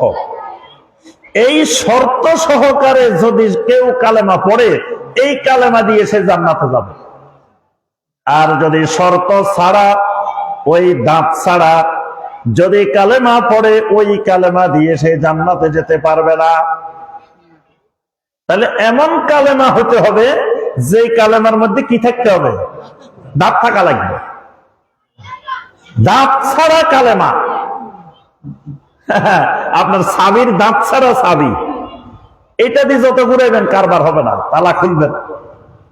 ঠিক একই ভাবে লা ইলাহা ইল্লাল্লাহর যদি দাঁত না থাকে, যত লা ইলাহা ইল্লাল্লাহ জিকির করেন, জিকির করতে করতে কলব পরিষ্কার করে ফেলছেন, কিন্তু জান্নাত কিন্তু পাওয়া যাবে না। কারণ এই কালেমার দাঁত থাকা লাগবে, দাঁতওয়ালা কালেমা। তাহলে বোঝা যায় কালেমা পড়া মুসলমান দুই রকমের হইতে পারে। এক রকমের মুসলমান, যেই মুসলমানের কালেমার মধ্যে দাঁত আছে। আরেক ধরনের মুসলমান, যে মুসলমানের কালেমার মধ্যে দাঁত নাই। দুইজনের কাছে কিন্তু কালেমা আছে, কিন্তু এক কালেমার দাঁত আছে, আরেক কালেমার দাঁত নাই, সোজা কালেমা। তো যেই কালেমার দাঁত আছে, ওই কালেমা দিয়ে জান্নাত পাওয়া যাবে। যেই কালেমার দাঁত নাই, ওই কালেমা দিয়ে কোনোদিনও জান্নাত পাওয়া সম্ভব না। এবার আসেন কালেমার দাঁতগুলো জানি, আমরা একটু জানার চেষ্টা করি। কালেমার দাঁতগুলো জানা ফরজ। কালেমার দাঁত জানা কি? কারণ আপনি এমন চাবি লয়ে বসে রয়েছেন যে চাবির মধ্যে দাঁত নাই, এই চাবি তো কাম হবে না, জান্নাত পাওয়া যাবে না। তাহলে এই চাবির দাঁতগুলো ঠিক করতে হবে আগে। মূল কাজ হলো চাবির দাঁত ঠিক করা। দাঁত কয়টা প্রথম জানতে হবে, দাঁত কয়টা। দাঁত হলো 8টা। দাঁত কয়টা? 8টা। লা ইলাহা ইল্লাল্লাহর 8টা দাঁত থাকা লাগবে, 8টা শর্ত থাকা লাগবে। এই 8টা দাঁত যদি থাকে, তো এই লা ইলাহা ইল্লাল্লাহ দিয়ে জান্নাত পাওয়া যাবে। আমরা সংক্ষেপে অল্প সময়ে 8টা দাঁতের আলোচনা করবো ইনশাআল্লাহ। সময় কম, বিস্তারিত একটার আলোচনা করতে 1 ঘন্টার উপরে দরকার। তা আমরা 8টা শুধু আজকে জানাই দিব, পড়াশোনা করবেন আপনারা ইনশাআল্লাহ। এই 8টা দাঁত ভালো করে শিখবেন। এটা শিখা সবার উপরে ফরজে আইন। লেখাপড়া জানলেও শিখতে হবে, লেখাপড়া না জানলেও শিখতে হবে। কারণ জান্নাতে সবাইকে যাওয়া লাগবে। লেখাপড়া জানলেও জান্নাতে যাওয়া লাগবে, লেখাপড়া না জানলেও। দেখেন চাবি যদি না থাকে, আপনি যদি বাবারে আমি লেখাপড়া জানি না, আমার চাবি যেমনি আছে এমনি থাক, তো এই চাবি দিয়ে আপনি জান্নাতে যেতে পারবেন? তাহলে লেখাপড়া না জানলেও চাবিটা কিন্তু ঠিক করে নিতে হবে। এই জন্য এসএসসি পাস করা ফরজ না, ডিগ্রি পাস করা ফরজ না, ডক্টরেট করা ফরজ না, কিন্তু কালেমার জ্ঞান ফরজে আয়, সবার জন্য ফরজ লাগবেই। কারণ এই কালেমা ছাড়া আপনি জান্নাতে যেতে পারবেন না। তাহলে এটা শিখতেই হবে, জানতেই হবে, বুঝতেই হবে। এই কালেমার 8টা দাঁত। 1 নম্বর দাঁত হলো আল ইলমুল মুনাফি লিল জাহাল। এটা হলো 1 নম্বর দাঁত। এই দাঁতের অর্থ কি? এই দাঁতের অর্থ হলো এই কালেমা শুধু পড়লে হবে না, কালেমার এলেম লাগবে। কালেমার কি লাগবে? এলেম লাগবে। এই জন্য নবী সাল্লাল্লাহু আলাইহি ওয়াসাল্লাম কালেমার দ্বারা জান্নাত এটা বলতে গিয়ে স্পষ্ট করে বলছেন, মান মাতা ওয়া হুয়া ইয়ালামু আন্নাহু লা ইলাহা ইল্লাল্লাহ দাখালাল জান্নাহ। যেই ব্যক্তি মারা গেল এমন অবস্থায় ওয়া হুয়া ইয়ালামু, এখানে ওয়া হুয়া ইয়ালামু শর্ত লাগাই দিয়েছেন। আল্লাহ রাসূল কিন্তু বলেন নাই যে লা ইলাহা ইল্লাল্লাহ বলে মারা গেছে সে জান্নাত, এই হাদিসে এটা বলেন নাই। এক একটা হাদিসে আল্লাহ রাসূল সাল্লাল্লাহু আলাইহি ওয়াসাল্লাম এক একটা ধাপের কথা বলছেন, এক একটা শর্ত লাগাই দিয়েছেন। এখানে লাগাইছেন যে মান মাতা ওয়া হুয়া ইয়ালামু আন্নাহু লা ইলাহা ইল্লাল্লাহ, এমন অবস্থায় মারা গেছে যে সে জানে, সে শিখছে, সে বুঝছে, ওয়া হুয়া ইয়ালামু আন্নাহু লা ইলাহা ইল্লাল্লাহ দাখালাল জান্নাহ। তাহলে এক নম্বরে আমার কালেমা পড়ার সাথে সাথে আমার উপরে ফরজ এই কালেমার এলেম শিখা লাগবে। সূরা মুহাম্মাদের 19 নম্বর আয়াত আল্লাহ পাক সরাসরি বান্দাকে বলছেন, ফাআলাম আন্নাহু লা ইলাহা ইল্লাল্লাহ ওয়াস্তাগফির লিযামবিকা ওয়ালিল মুমিনিনা ওয়াল মুমিনাত। ফাআলাম, এলেম শিখো, জানো, বুঝো। কি শিখবে তুমি? আন্নাহু লা ইলাহা ইল্লাল্লাহ, লা ইলাহা ইল্লাল্লাহর ইলম শিখবে। তোমার বলা হয় না ব্যবসা বাণিজ্যে কোনটা কেমনে বেচা কিনা করলে টাকা বেশি হইব, লাভ হইব, এটা শিখে নিয়ে এমন ব্যস্ত লা ইলাহা ইল্লাল্লাহর ইলমে নাই, শিক্ষার কোনো তুমি সময় পাও না। তো ওই বেচা কিনা দিয়ে তোমার দুনিয়ায় হবে, জান্নাত আর হবে না। ওই বেচা কিনা হারাম না, বেচা কিনার জ্ঞানও হারাম না, শিখো। কিন্তু সবার আগে তোমাকে শিখতে হবে আন্নাহু লা ইলাহা ইল্লাল্লাহ। লা ইলাহা ইল্লাল্লাহর ইলম প্রথম ফরজ। এখন আসেন লা ইলাহা ইল্লাল্লাহর ইলমটা কি? লা ইলাহা ইল্লাল্লাহর ইলম হলো, এখন প্রথম আসেন কালেমার মধ্যে দুইটা অংশ, দুইটা পার্ট। মানে আমরা আগে যে কালেমা পড়ছি এটা হলো বিস্তারিত কালেমা, এটার সংক্ষিপ্ত কালেমা হলো লা ইলাহা ইল্লাল্লাহু মুহাম্মাদুর রাসূলুল্লাহ সাল্লাল্লাহু আলাইহি ওয়াসাল্লাম। এই কালেমার মধ্যে দুটি অংশ, প্রথম অংশ লা ইলাহা ইল্লাল্লাহ, দ্বিতীয় অংশ হলো মুহাম্মাদুর রাসূলুল্লাহ সাল্লাল্লাহু আলাইহি ওয়াসাল্লাম। এই কালেমা পড়ার পরে আমার উপরে ফরজ হয়ে গেছে লা ইলাহা ইল্লাল্লাহ সম্পর্কে জানা এবং মুহাম্মাদুর রাসূলুল্লাহ সাল্লাল্লাহু আলাইহি ওয়াসাল্লাম সম্পর্কে জানা। লা ইলাহা ইল্লাল্লাহ সম্পর্কে জানা মানে আল্লাহ সম্পর্কে জানা, মুহাম্মাদুর রাসূলুল্লাহ সাল্লাল্লাহু আলাইহি ওয়াসাল্লাম সম্পর্কে জানা মানে মুহাম্মদ সাল্লাল্লাহু আলাইহি ওয়াসাল্লামের ব্যক্তি জীবন সম্পর্কেও জানা, তার রিসালাতের জীবন সম্পর্কেও জানা ফরজ। আল্লাহ সম্পর্কে জানা ফরজ, আল্লাহকে চিনতে হবে, আল্লাহকে বুঝতে হবে। আরবের কাফেরদেরকে যখন নবী সাল্লাল্লাহু আলাইহি ওয়াসাল্লাম বললেন ইয়া আইয়ুহান নাস কুলু লা ইলাহা ইল্লাল্লাহ তুফলিহু, ও মানুষেরা লা ইলাহা ইল্লাল্লাহ বলো, এই লা ইলাহা ইল্লাল্লাহ তোমার সফলতার চাবিকাঠি। এখন আরবের মুশরিকেরা কয় মুহাম্মদ সাল্লাল্লাহু আলাইহি ওয়াসাল্লাম আমাদেরকে বলতেছে সমস্ত মাবুদ বাদ দিয়ে আল্লাহকে একমাত্র মাবুদ বানানোর জন্য। এটা কেমনে হয়? আমরা চিন্তা করতেছি আরো কেমনে মাবুদ বাড়ানো যায়, আর মুহাম্মদ সাল্লাল্লাহু আলাইহি ওয়াসাল্লাম এসে বলতেছে মাবুদ আরো কমানোর জন্য। সূরা সোয়াদের 5 নম্বর আয়াত। ওই মুশরিকেরা জবাব দিল আজালাল আলিহাতা ইলাহা ওয়াহিদা ইন্না হাযা লাশাইউন উজাব। আরে দেখো মুহাম্মদ সাল্লাল্লাহু আলাইহি ওয়াসাল্লাম কি আশ্চর্যজনক, মহা আশ্চর্যজনক কথা শুনাইতেছে আমাদেরকে। কি কথা? আমাদের বর্তমানে মাবুদ আছে 361 জন, আল্লাহ একজন, আরো আছে কয়জন? 360। তাহলে 361 জন আছে। 361 জন থাকার পরেও আমরা শান্তিতে নাই, অশান্তির মধ্যে আছি। আমরা চিন্তা করতেছি আরো কিছু বাড়ানো যায় কিনা। আর মুহাম্মদ সাল্লাল্লাহু আলাইহি ওয়াসাল্লাম এসে বলতেছেন কি 360টাই একেবারে ডিলিট করে দাও, একেবারে মুছে ফেলো, মুছে একমাত্র আল্লাহকে মাবুদ বানাও। এবার তো আমাদের অশান্তির কুল কিনারাই খুঁজে পাওয়া যাবে না।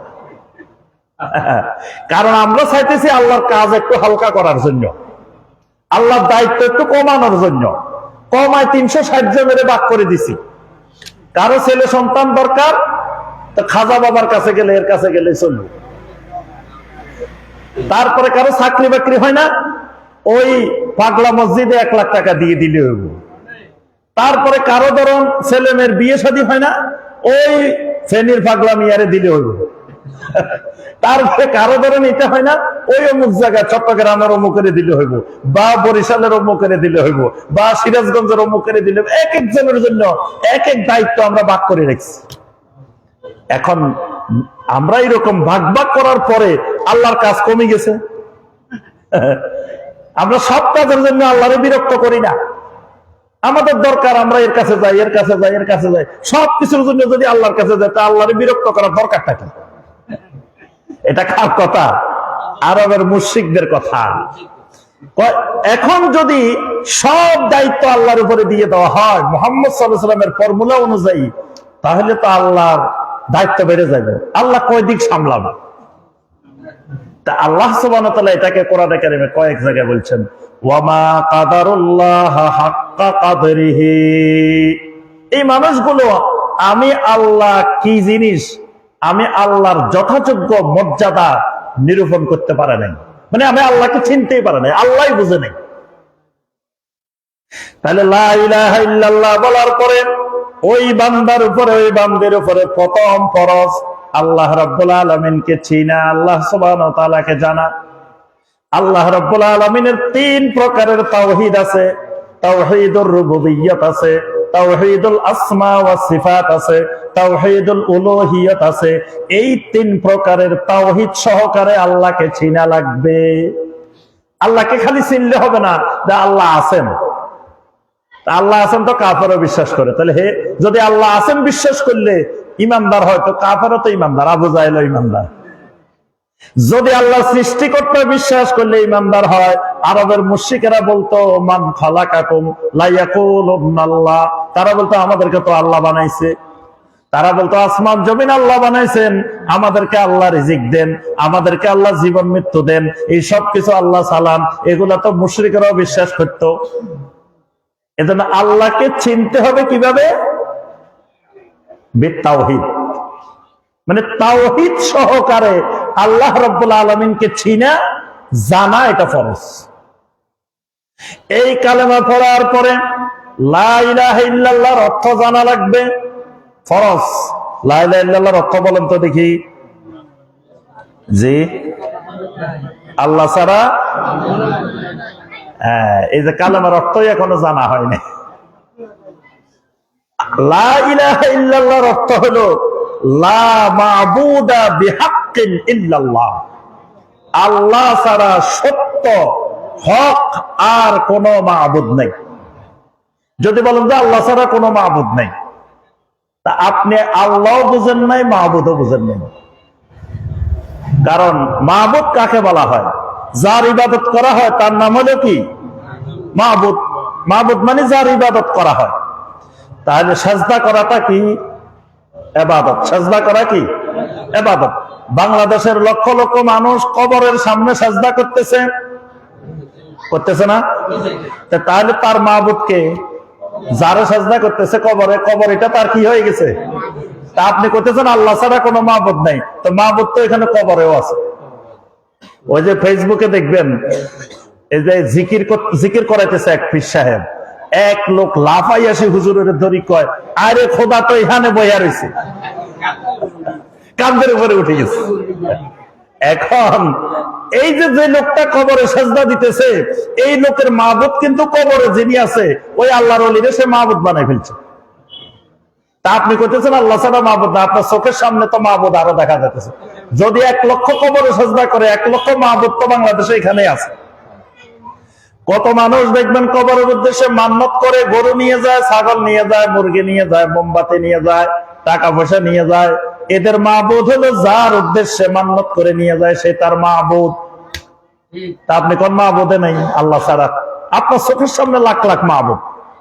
কত মানুষ দেখবেন গজার মাছের ইবাদত করে, কত মানুষ কুমিরের ইবাদত করে, কত মানুষ কচ্ছপের ইবাদত করে, কত মানুষ কত রকমের ইবাদত করে, কত মানুষ তুলসী গাছের ইবাদত করে, কত মানুষ দেখবেন ক্রিসমাস ট্রির ইবাদত করে, কত মানুষ গরুর ইবাদত করে, কত মানুষ ছাগলের ইবাদত করে।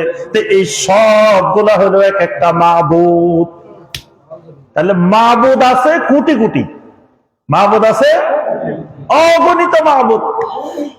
আল্লাহ ছাড়া মা'বুদ আছে, তবে সত্য মা'বুদ নাই। কে মাবুদ নাই?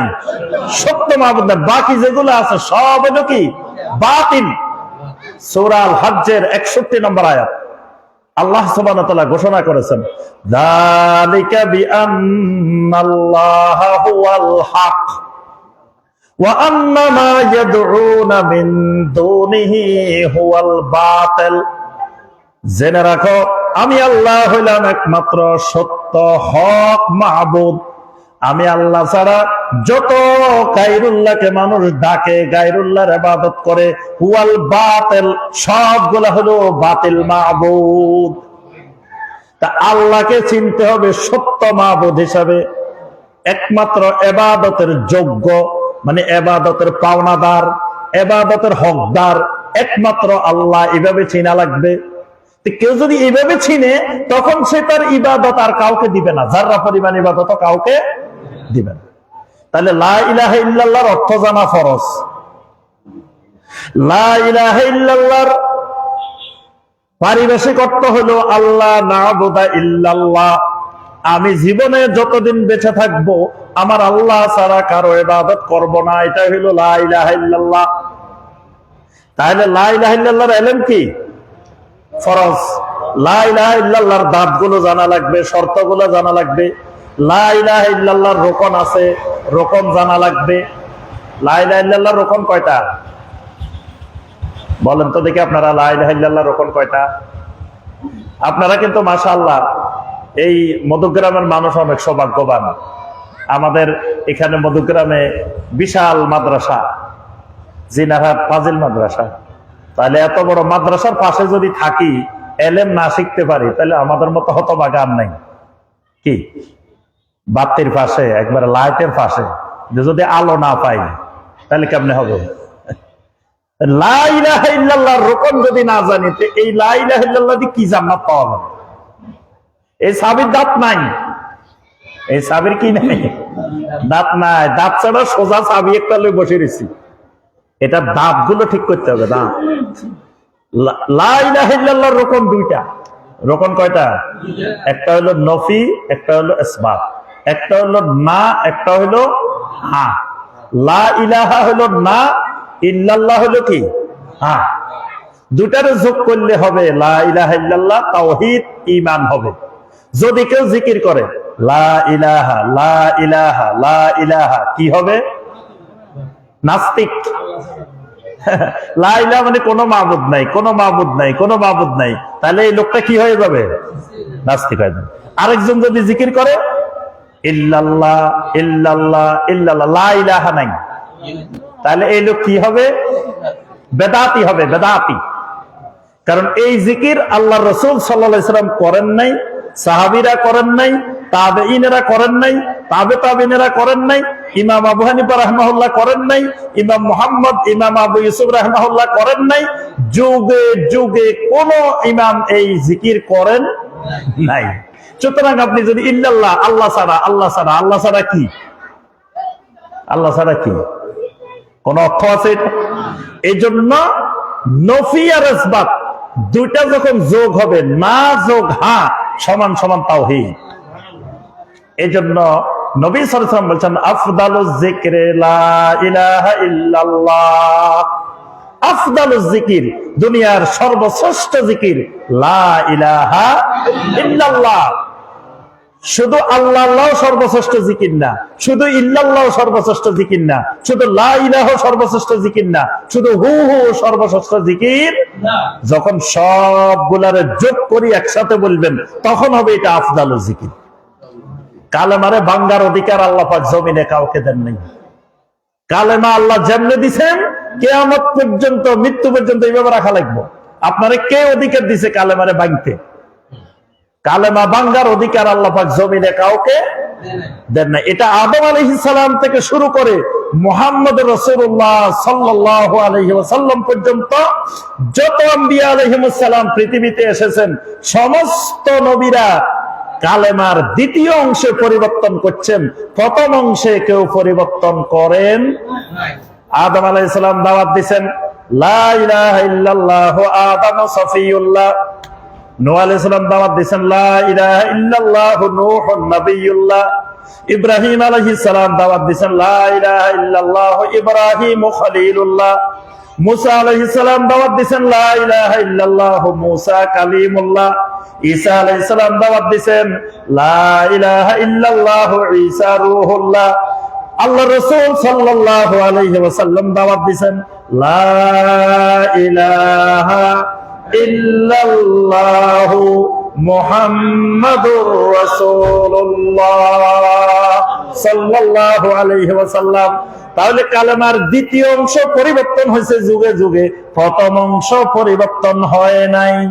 আদম আলাইহিস সালাম থেকে আজ পর্যন্ত কালেমার প্রথম অংশ লা ইলাহা ইল্লাল্লাহ, এটারে ভাঙ্গার অধিকার আল্লাহর জমিনে আল্লাহ কাউকে দেন। যদি ভাঙ্গে এটা বেদাত। যেটা দেখতে যত সুন্দর মনে হোক, দেখতে যত মজা লাগুক, করতে যত মজা লাগুক, এই জিকির করা, তাহলে আপনার লা ইলাহা ইল্লাল্লাহ রোকন জানা লাগে। আমরা রোকন আলোচনা করতে গেলে 4-5 ঘন্টার দরকার। 8টা জিনিস আছে রোকনের মধ্যে। আচ্ছা, এটা হলো আমরা বলতেছি লা ইলাহা ইল্লাল্লাহর এলেমটা কি, লা ইলাহা ইল্লাল্লাহর রোকন জানা লাগবে। লা ইলাহা ইল্লাল্লাহ কেমনে ভাঙ্গি যায় এই জিনিসগুলো জানা লাগবে। লা ইলাহা ইল্লাল্লাহর দাবি কি, চাহিদা কি, এটা জানা লাগবে। এরপর আসেন মুহাম্মাদুর রাসূলুল্লাহ সাল্লাল্লাহু আলাইহি ওয়াসাল্লাম। আল্লাহ রাসূল সাল্লাল্লাহু আলাইহি ওয়াসাল্লামকে জানা ফরজ, নবী সাল্লাল্লাহু আলাইহি ওয়াসাল্লামকে জানা বোঝা এটা উম্মতের উপরে ফরজে আইন। আচ্ছা বলেন তো দেখি, আল্লাহ রাসূল সাল্লাল্লাহু আলাইহি ওয়াসাল্লাম নবী না রাসূল? নবী এবং রাসূল দুইটাই। নবী হয়েছেন কোন আয়াত দিয়ে, রাসূল হয়েছেন কোন আয়াত দিয়ে? তাহলে বোঝা গেল এখনো আল্লাহ রাসূলকে চিনা হয় নাই। এমনি খালি মনে করছেন যে মিলাদ পড়লে রাসূলের মহব্বত হয়ে যাবে, দাঁত হবে না, এই মহব্বত দিয়ে জান্নাত হবে না। দাঁত তৈরি করতে হলে মুহাম্মদ রাসূলুল্লাহ সাল্লাল্লাহু আলাইহি ওয়াসাল্লামকে ভালো করে জানতে হবে, চিনতে হবে, বুঝতে হবে, ফরজ এটা। এজন্য রাসূলের সিরাত জানা এটা ফরজ। আল্লাহ রাসূলকে জানতেই হবে, কারণ রাসূল সাল্লাল্লাহু আলাইহি ওয়াসাল্লামের শাফাআত দিয়ে আপনি জান্নাতে যাবেন, অথচ যার শাফাআতে জান্নাতে যাবেন তারই চিনেন না। তাহলে আপনার কালেমার মধ্যে দাঁত নাই। কালেমার মধ্যে কি নাই? দাঁত নাই। নবী সাল্লাল্লাহু আলাইহি ওয়াসাল্লাম নবী হয়েছেন ইকরা বিসমি রাব্বিকাল্লাযী খালাক 5 আয়াত দিয়ে, আর রাসূল হয়েছেন ইয়া আইয়ুহাল মুদ্দাসসির কুম ফাআনজির ওয়া রাব্বাকা ফাকাব্বির ওয়া সিয়াবাকা ফাতাহহির। কোন সূরা? সূরা আল মুদ্দাসসির। সূরা আল মুদ্দাসসিরের এই প্রথম দিকের এই আয়াতগুলো দিয়ে রাসূল হয়েছেন। তাহলে আল্লাহ রাসূলকে চিনতে হলে নবী হিসাবে মুহাম্মদ রাসূলুল্লাহ সাল্লাল্লাহু আলাইহি ওয়াসাল্লাম, রাসূল হিসাবে মুহাম্মদ রাসূলুল্লাহ সাল্লাল্লাহু আলাইহি ওয়াসাল্লাম চিনা লাগবে। আবার নবী সাল্লাল্লাহু আলাইহি ওয়াসাল্লামকে চিনতে হলে বাশার মুহাম্মদ রাসূলুল্লাহ সাল্লাল্লাহু আলাইহি ওয়াসাল্লাম, আব্দে মুহাম্মদ রাসূলুল্লাহ সাল্লাল্লাহু আলাইহি ওয়াসাল্লাম, আবার নবী এবং রাসূল মুহাম্মদ সাল্লাল্লাহু আলাইহি ওয়াসাল্লাম সেই হিসাবেও চিনতে হবে। এজন্য কালেমার মধ্যে দুটা পাঠ, ওয়া আশহাদু আন্না মুহাম্মাদান আবদুহু ওয়া রাসূলুহু। আপনি যদি কোন আমি রাসূলুল্লাহ মানি, আব্দুল্লাহ মানি না, আপনি কাফের। আবার যদি কোন আমি আল্লাহ রাসূলকে আব্দুল্লাহ মানি কিন্তু রাসূলুল্লাহ মানি না, তাও আপনি কি? কাফের। তাহলে রাসূলকে আল্লাহর গোলাম হিসেবেও চিনা লাগবে, আল্লাহর রাসূল হিসেবেও চিনা লাগবে। এখন আপনি যদি না চিনেন তা আপনি একসময় রাসূলের গোলাম হয়ে বসে থাকবেন, বলবেন যে আমি মুহাম্মদ রাসূলুল্লাহ সাল্লাল্লাহু আলাইহি ওয়াসাল্লামের গোলাম। আপনি পাক্কা মুশরিক। আপনি কি? পাক্কা মুশরিক। আপনারে রাসূল দাওয়াত দিছে আল্লাহর গোলাম হইতে, রাসূলের গোলাম হইতে। রাসূল দুনিয়াতে কারোর দাওয়াত, রাসূল দুনিয়াতে আসছেন মানুষকে মানুষের গোলামি থেকে মুক্ত করে আল্লাহর গোলাম বানানোর জন্য, আর আপনি রাসূলের গোলাম হয়ে বসে দিচ্ছেন। তার অর্থ হলো রাসূলকে আপনি চিনেন নাই। এই জন্য মুহাম্মদ রাসূলুল্লাহ সাল্লাল্লাহু আলাইহি ওয়াসাল্লামের ইলম অর্জন করা ফরজ। তাহলে 1 নম্বরে কি লিখবো? ইলম। কোন ইলম? সব ইলমে হইতো না। আবার ইলম বস্তা বস্তায় আবার পাক্কা মুশরিকও হতে পারে, ইলম বস্তা বস্তায় আবার বেদাতিও হতে পারে। কারণ জমিনে কোন শিরিক বেদাত মূর্খ লোকেরা আবিষ্কার করে নাই, আলেমরা আবিষ্কার করছে। এই জন্য কালেমার 1 নম্বর দাঁত হইল আল ইলম আল মুনাফি লিল জাহাল। এমন ইলম লাগবে যে ইলম জাহালতকে দূর করে দিবে। আবু জাহেলের কাছে এলেম ছিল, কিন্তু ওই এলেম দিয়ে জাহালত দূর হয় নাই, তার এলেম দিয়ে তার জাহালত আরো বাড়ি গেছে। এজন্য নবী সাল্লাল্লাহু আলাইহি ওয়াসাল্লাম বলেন, হে তো আবু জাহাল, খালি জাহেল না, জাহেলের বাপ, জাহেলের লিডার। কারণ হের এলেম এর জাহালত দূর করতে পারে নাই, জাহালত আরো বাড়াই দিছে। তাহলে এমন এলেম লাগবে, কালেমার এলেম, যে এলেম দিয়ে আমার থেকে জাহালত দূর হবে। জাহালত দূর হবে কেমনে? জাহালত দূর হওয়ার মাধ্যম হলো, আমার সামনে যখন আল্লাহর কোনো কথা আসবে, আল্লাহ রাসূল সাল্লাল্লাহু আলাইহি ওয়াসাল্লামের কোনো কথা আসবে, তখন আমি বলবো কি? সামি'না ওয়া আতা'না। এই দুটা শব্দ মনে রাখবেন। কি বলবো? সামি'না ওয়া আতা'না। মানে আমার আল্লাহর কোনো কথা যখন আসবো, আমি বলবো কি? সামি'না ওয়া আতা'না, শুনলাম আর মানলাম। নবী সাল্লাল্লাহু আলাইহি ওয়াসাল্লামের কোন সহিহ হাদিস আসবে আমার সামনে, আমি বলবো সামি'না ওয়া আতা'না, শুনলাম আর মানলাম। এখন যদি কোন না রে বাবা, কোরআনে কি আছে, হাদিসে কি আছে, আমার দরকার নাই, আমার বাপ দাদারা কি করছে এটা আগে, তাহলে আপনি বললেন কি? সামি'না ওয়া আসাইনা। আপনি বললেন সামি'না, শুনলাম মানলাম না। এই যখন আপনি এটা বলবেন, আপনার মধ্যে থেকে জাহালত যায় নাই, জাহালত রয়ে গেছে। তখন মনে করবেন যে আমার জাহালত দূর হয়েছে, যখন আপনি নবী সাল্লাল্লাহু আলাইহি ওয়াসাল্লামের কোন হাদিস শুনলে মানার জন্য রেডি হয়ে যান। এখন রাসূলের হাদিস শোনার পরে আপনি মানতে রাজি না, ওই না আমাদের ইমাম সাহেব কইছে এটা, তো তোমার ইমাম সাহেব বড় না আল্লাহ রাসূল? কোথায় আর কোথায় তুমি আনে লাগাই দিলা। ওই না আমাদের অমুক বুজুর্গ ফিসা বুজুর্গ কইছে এটা, তো তোমার ফিসেব কি কইছে এটা তো পরে, আগে আল্লাহ এবং আল্লাহ রাসূল কি বলছেন। আব্দুল্লাহ ইবনে আব্বাস রাদিয়াল্লাহু তাআলা আনহুমা একদিন সাহাবায়ে কেরামকে একটা হাদিস বললেন, ক্বালা রাসূলুল্লাহ সাল্লাল্লাহু আলাইহি ওয়াসাল্লাম। একজন আসে কয় ক্বালা আবু বকর হাকাযা, আপনি তো আমাদেরকে এরকম বললেন, কিন্তু আবু বকর তো আমাদেরকে এরকম বলছে। আরেকজন আসে কয় ক্বালা ওমর হাকাযা, ওমর রাদিয়াল্লাহু তাআলা তো আমাদেরকে এরকম বলছে। তখন আব্দুল্লাহ ইবনে আব্বাস রাদিয়াল্লাহু তাআলা এত রাগান্বিত হলেন, বললেন, আমি তোমাদেরকে বলতেছি ক্বালা রাসূলুল্লাহ সাল্লাল্লাহু আলাইহি ওয়াসাল্লাম, আর ওয়া তাকুলুনা ক্বালা আবু বকর ওয়া ওমর, তোমরা আমাকে আসি বলো আবু বকর এটা বলছে, ওমর এটা বলছে। ইউশিকু আন তানজিলা আলাইকুম হিজারাতুম মিনাস সামা, যে আমার আশঙ্কা হচ্ছে তোমাদের উপরে আসমান থেকে গজবের পাথরের বৃষ্টি নাযিল হবে। কারণ আল্লাহ রাসূলের কথার সামনে আবু বকরের কথা, ওমরের কথা, এটা তো কোনো ভ্যালু নাই। আল্লাহ রাসূলের কথার সামনে তাদের কথা আসবে কেন? তো যদি আসে, বুঝতে হবে আমার মধ্যে এখনো কি আছে? জাহালত আছে। জাহালত দূর হয় নাই। যতক্ষণ জাহালত দূর হবে না, এতক্ষণ কালেমার ওই দাঁত হবে না। বুঝে আসছে? 2 নম্বর দাঁত আল ইয়াকিন আল মুনাফি লিশাক। এই কালেমা পড়ার পরে, এই কালেমার স্বীকৃতি দেওয়ার পরে, কালেমার ইয়াকিন অন্তরের ভিতরে এমন ভাবে তৈরি হতে হবে, সমস্ত রকমের সন্দেহ দূর হয়ে যাবে।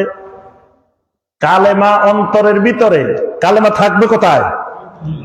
কলবের ভিতরে। কালেমা থাকবে কোথায়? কলবের ভিতরে। কলবের ভিতরে কালেমা এমন ইয়াকিনের সাথে ঢুকবে, ইয়াকিন মানে খালি বিশ্বাস না, মানে এমন বিশ্বাস মনে হচ্ছে আমি দেখতেছি। এজন্য দেখবেন সূরা আল বাকারার শুরুতে আল্লাহ পাক প্রথম বলছেন, মুত্তাকিনের পরিচয় দিবেন, আল্লাযীনা ইউমিনুনা বিল গায়ব ওয়া ইউকিমুনাস সালাহ, তারপরে ওয়া মিম্মা রাযাকনাহুম ইউনফিকুন, তারপরে কি? এরপরে কি? ওয়াল্লাযীনা ইউমিনুনা বিমা উনজিলা ইলাইকা ওয়া মা উনজিলা মিন ক্বাবলিক।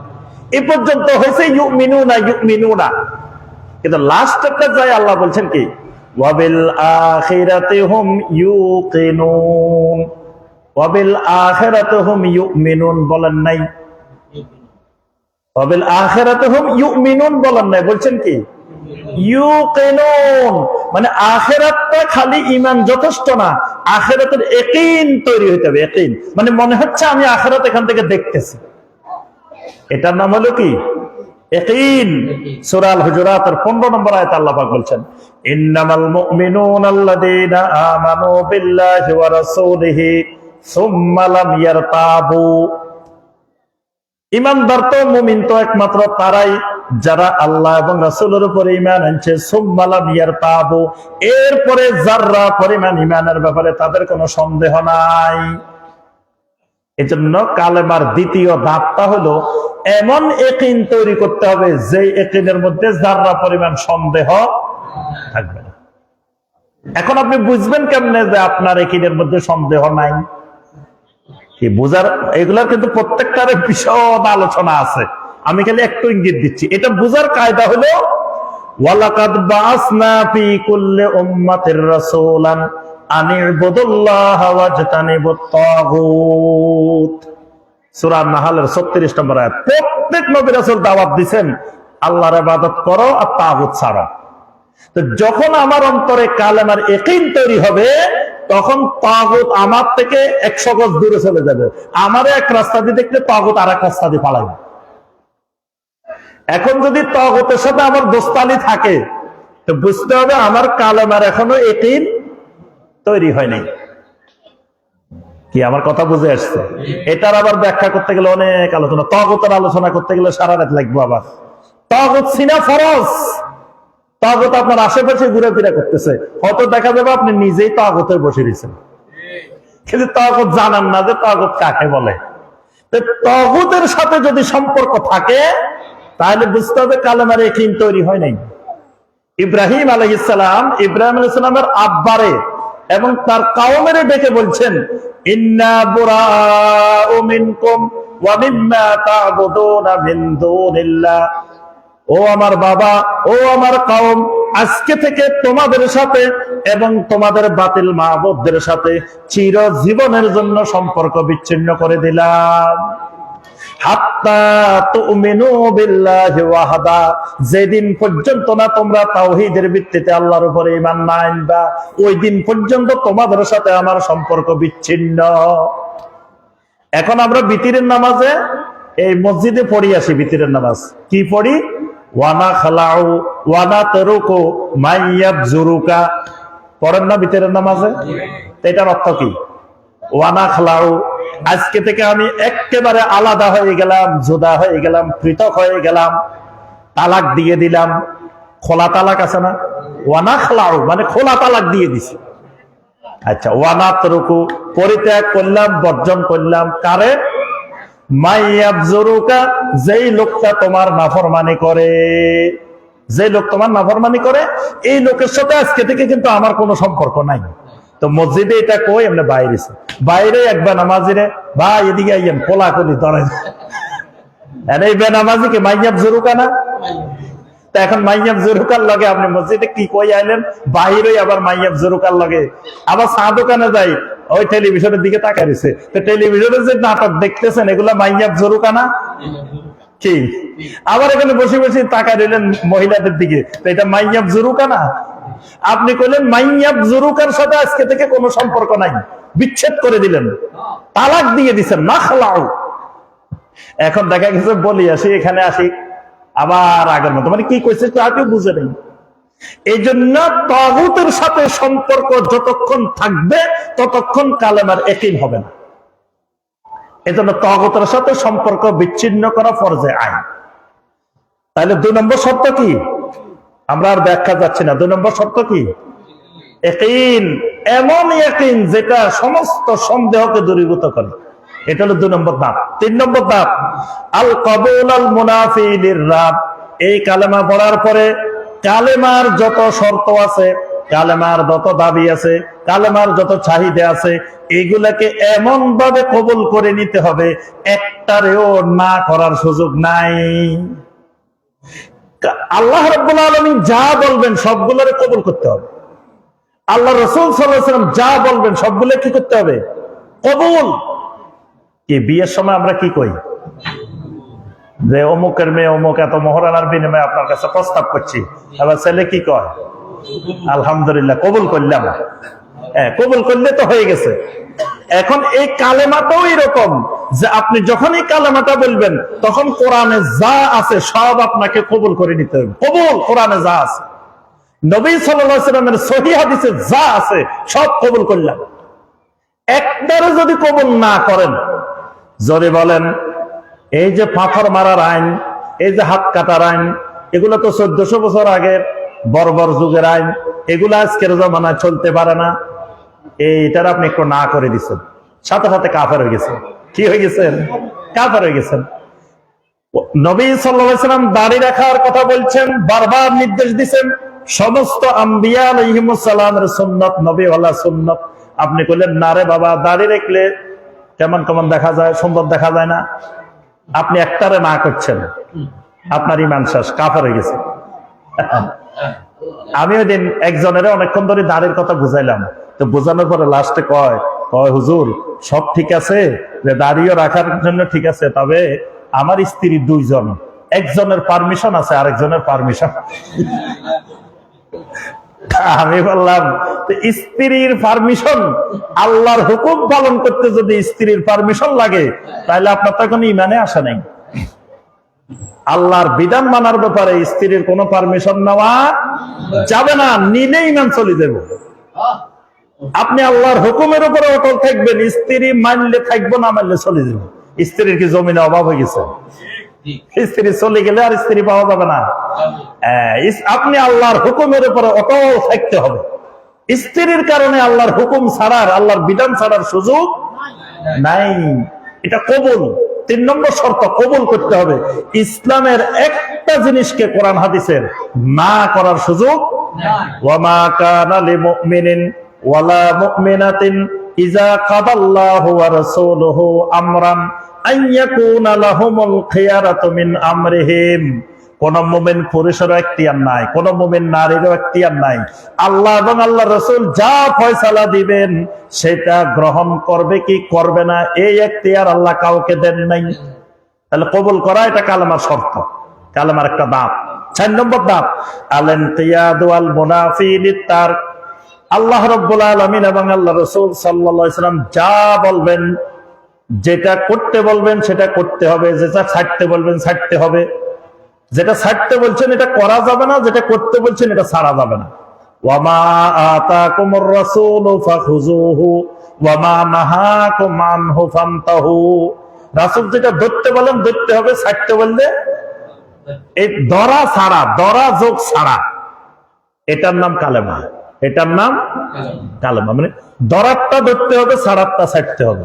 সব ধরাও যাবে না, সব ছাড়াও যাবে না। যেটা ধরতে বলছেন সেটা ধরতে হবে, যেটা ছাড়তে বলছেন। আজান দেওয়া ইবাদত, এজন্য কি সবসময় আজান দেওয়া যাবে? 5 ওয়াক্ত নামাজে আজান দিই, ঈদের নামাজে আজান দেন, ওইটাও তো নামাজ। কি জুমার নামাজে আজান দিই, 5 ওয়াক্ত ফরজ নামাজে আজান দিই, ঈদের নামাজে দিই না কেন? আল্লাহ রাসূল দেন নাই। তাহলে বোঝা গেল যে যেখানে ধরতে বলা হয়েছে ধরতে হবে, যেখানে ছাড়তে বলা হয়েছে ছাড়তে বলা হবে। ঈদের জুমার নামাজের খুতবা আগে না নামাজ আগে? যে আগে খুতবা তারপরে নামাজ। ঈদের নামাজে আগে নামাজ পরে, এখন পরে খুতবা দিতে গেলে মানুষ সব চলে যায়, অল্প কিছু মানুষ থাকে, বাকিরা চলে যায়। খতিব সাহেব যদি কমিয়া জুমার নামাজে আগে খুতবা দিয়ে দিই, ঈদের নামাজও আগে খুতবা দিয়ে দিই, তাহলে মানুষ থাকবো? দেওয়া যাইবো? আগেরটা আগে পরেরটা পরে। এটার নাম হলো আল-ইনকিয়াদ। এটা কালেমার দাবি, কালেমার শর্ত, কালেমার দাব। আল্লাহ এবং আল্লাহ রাসূল যখন যেখানে যে অবস্থায় যেভাবে করতে বলবেন, যেখানে যে আল্লাহ করবো এখানে শুই থাক, এখানে শুই থাকার নামে ইবাদত। কোন জায়গায় শুই থাকতে বলছে বলেন তো দেখি? হ্যাঁ, মুজদালিফা। মুজদালিফা যাওয়ার পর আল্লাহ কয় এখানে শুই থাক ময়দানের মধ্যে, এই শুয়ে থাকার নামে ইবাদত।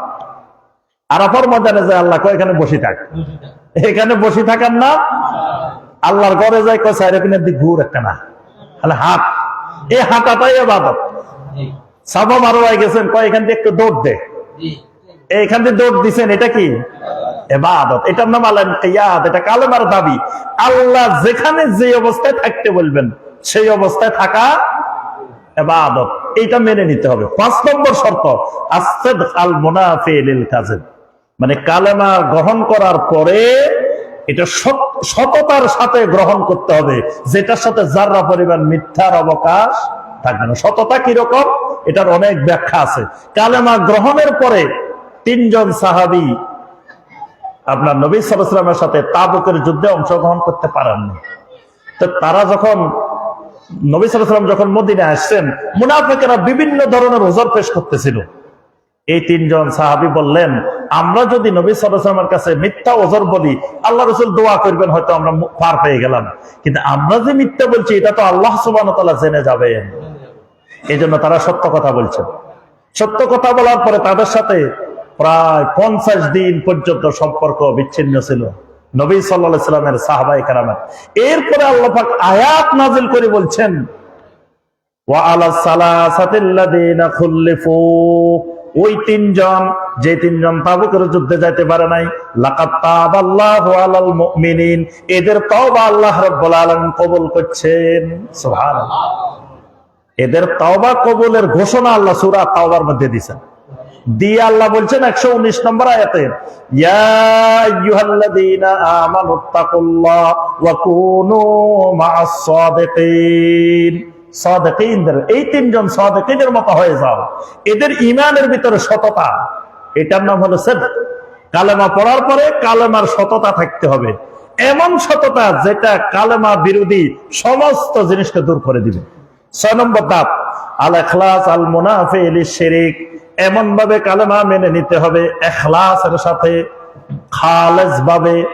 কালেমা মানার পরে, লা ইলাহা ইল্লাল্লাহ বলার পরে আল্লাহর মতো জমিনে কাউকে ভালোবাসা যাবে না।